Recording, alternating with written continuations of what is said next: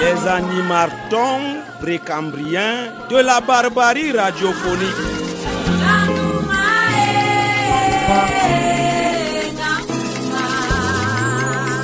Nous cherchions l'orgelet qui gangrène la communication. Sans fournir aucun effort, nous l'avons trouvé dans le kickboxing. Les stations radio de la cité capitale servent aux populations un aperçu généreux de ses exploits comme dans un ring. Mike Tyson. Les auditeurs étonnamment s'en émeuvent dans des émissions hallucinantes sur la palmipédie mentale et physique en pleine expansion. Déclarations mensongères, diffamations à ciel ouvert et coups de sang de tonnerre, les avortons des métiers de la communication en pleine ascension, prenant amplitude tels des marmitons marmiteux de l'animation, décollent de l'indigence mentale vers un envol calamiteux de la profession.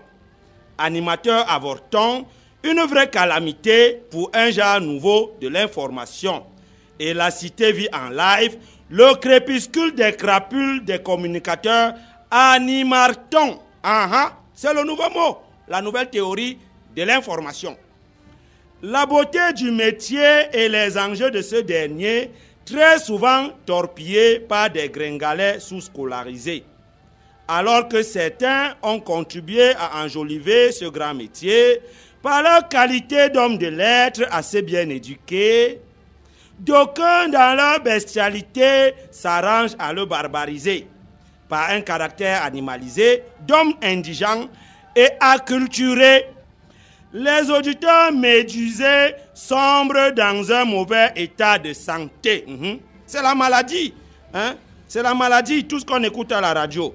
Et cela causé par les dérives mentales de la racaille écoutée. Vous voyez, vous écoutez des prébendiers à l'antenne, vous tombez malade. Ainsi donc, la sainte canaille hébétée se chamaille sur les ordures hertziennes diffusées. La radio est devenue une poubelle. L'être humain, constitué de chair et d'esprit, peut attraper une bonne panoplie de maladies. Maladies de chair, guérissables dans une infirmerie. Si vous avez les maux de tête, vous prenez le paracétamol, tout le monde le sait. Maladie de l'esprit, manifestée dans des crises de folie, peut être atténuée par des spécialistes de l'hôpital La Quintini. Si vous vous interrogez sur l'origine de vos douleurs mentales, faites un tour au centre Jameau et vous comprendrez les effets néfastes. Des crises de folie vécues en direct dans les idioties verbales. Paparazista. Ne me demandez pas de quoi je me mêle. Je vous dirai que j'en ai subi pêle-mêle. Pas comme patient dans cet environnement poubelle, mais plus comme victime de ces malades exponentiels. Vous les verrez entourés de belles gazelles. Ils pourraient à l'instant vous surprendre à tire d'aile. Tel un vol d'oiseau, vous subirez cette ribambelle de crises de zèle. Imaginez un chroniqueur culturel invité dans une chaîne de télévision, consultant sollicité et adulé pour ses arguties culturelles bien ordonnées et bien ordonnancées, interpellé dans un couloir, se fait copieusement tabasser par un fou allié. Enquête faite, ce dernier ne serait que chef de chaîne de la radio du groupe indexé.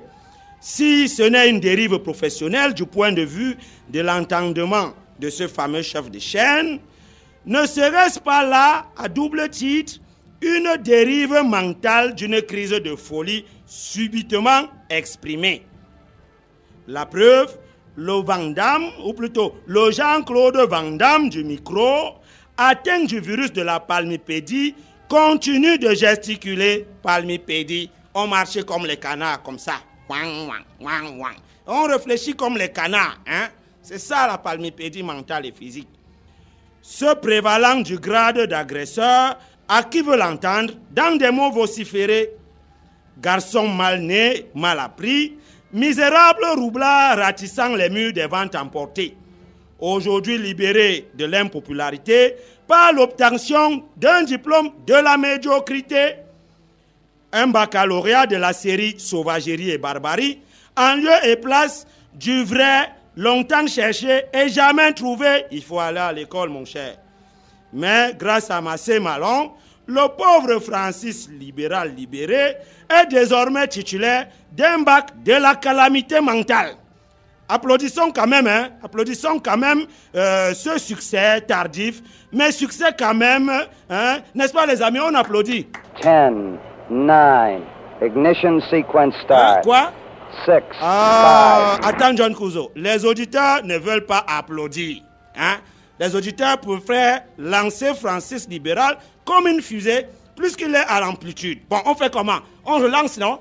10, 9, ignition. Le gringalet des médias, vendeur de porc à état Mbafia, costume sombre, smoking au réveil, emprunte la fusée Ariane, se fait chasser pour boulimie gessive, et puis quoi? Détourne la bouteille de champagne de Martin Pêcheur, oui, court après Martinez au Zogo, oui, se fait tabasser Roméo Dika en direct à l'antenne, oui, dépassé par les événements, en manque de popularité, cherche ses marques sur Massé Malon, direct, hypercute, coup de poing, oyez. Il y a eu bagarre sur cette antenne. Il y a eu bagarre, je vous assure, et ça chauffe à l'antenne. Ça alors, drôle de façon de chercher son baccalauréat. Encore un exploit.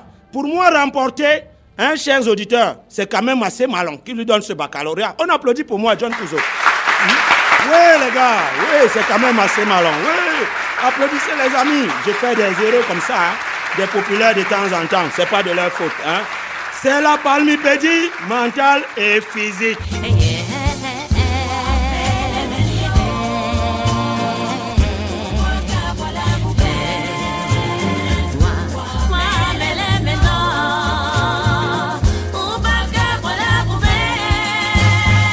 Mon nom tonne comme le tonnerre et jaillit de l'obscurité comme l'éclair.